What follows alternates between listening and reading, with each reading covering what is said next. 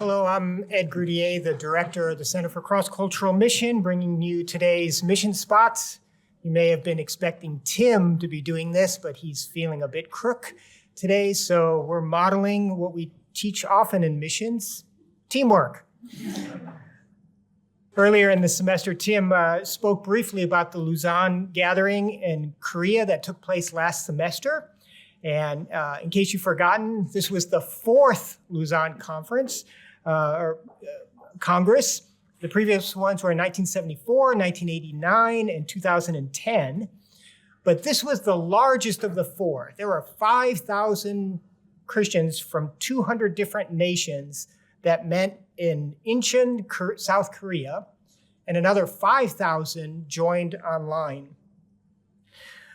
Tim had us think last time he shared a mission spot about the value of this network in reflecting the diversity of the global church and the need for us as a diverse church found across the world to network together, collaborate together in the task of global missions. God has blessed the church with great diversity, and we need to work together. We need the different perspectives that different cultures and different people from different cultures bring to the table.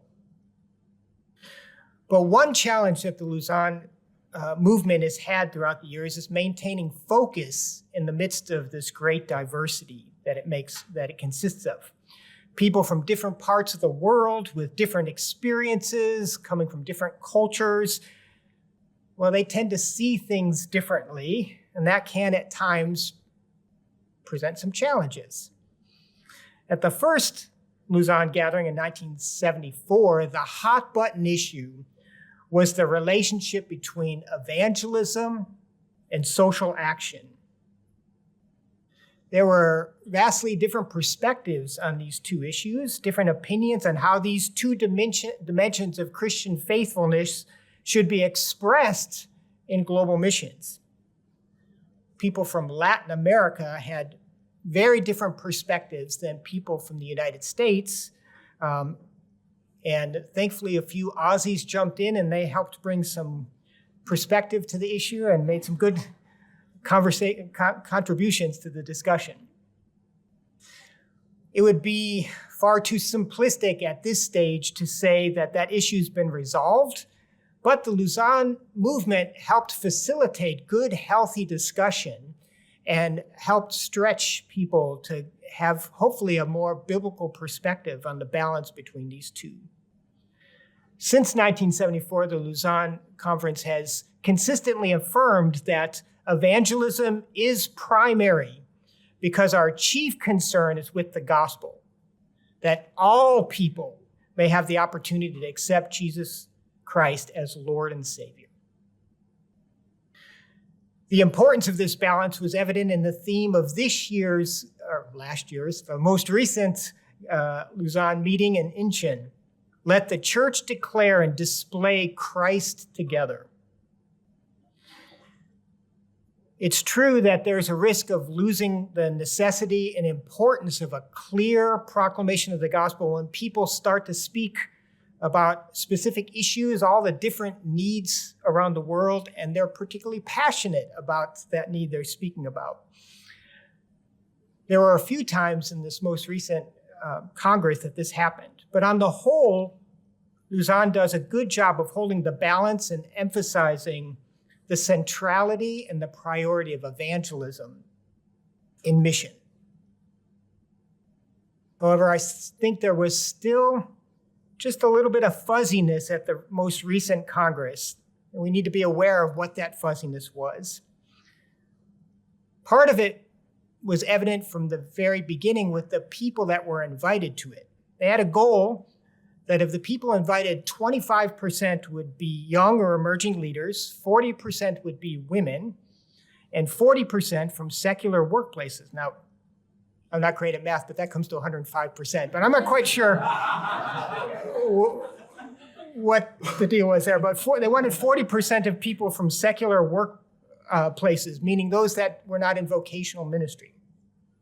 Now, I think the emphasis on having young leaders there and having women there was a great idea and a great emphasis to have. But I'm not so certain that it was a great idea to encourage people in secular work to make up such a large portion of the group. Now, I'm certainly not against encouraging people in the secular workforce participate in God's mission. In fact, they should. Every Christian should see their workplace as a place where they are called to display and live out the gospel and be light for Jesus. But my concern is that with such a significant portion of people in the secular workforce being at the Congress, that most of them are working in their home countries. And it puts the focus on mission where Christians already exist, rather than where Christians are not yet. This inadvertently could suggest that mission can be fulfilled by Christians just being faithful where they're living now. But is that true? What about the places where there are no Christians to live in the workplace? Even more significant than this was an area that I think could bring even greater fuzziness, and that was in the breadth of the number of issues that they attempted to address at this Congress. In the report on the Congress, in the Great Commission completed before the Congress started, they identified 25 gaps that needed to be identified. Participants all had to choose which one of those 25 gaps they were going to participate in, and there were times throughout the Congress where they would gather together and talk through these issues. They collated those 25 issues under 7 questions. The first one was, how can emerging population blocks be reached?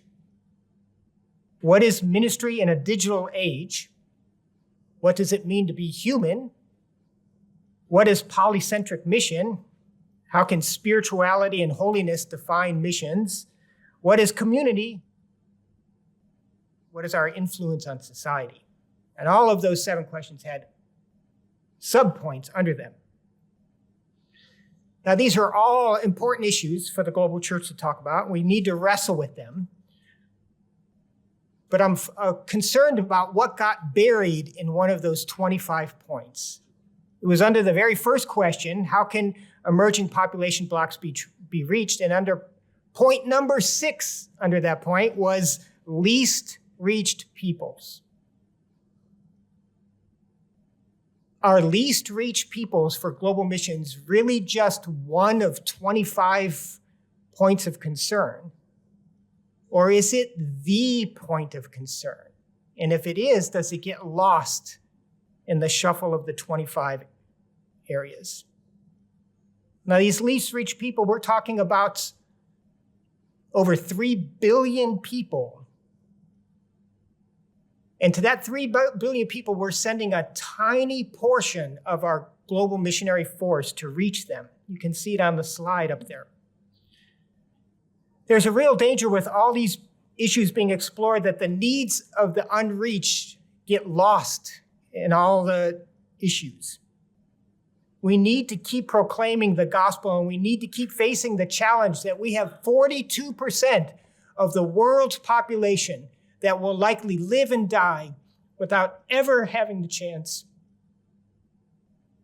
to hear about a Savior who loved them and died for them. And yet only 3% of the missionaries in the world today are going to that 42%.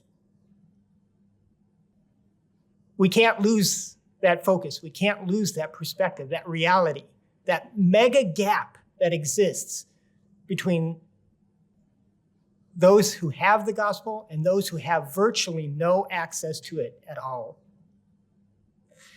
I was encouraged by the closing address by Michael O., the Global Executive Director, the CEO of the Lausanne movement. He ended by reminding all those in attendance in person and online of the centrality of this task. He said, together is more effective and more beautiful, and that together we have a shared responsibility for the 3.4 billion people who live among the 7,400 unreached people groups in the world that will likely never hear the good news of Jesus before they die, unless someone goes to them. This reality laid out by Michael Ohm must continue to drive the Lausanne movement and the global church, including the church here in Australia.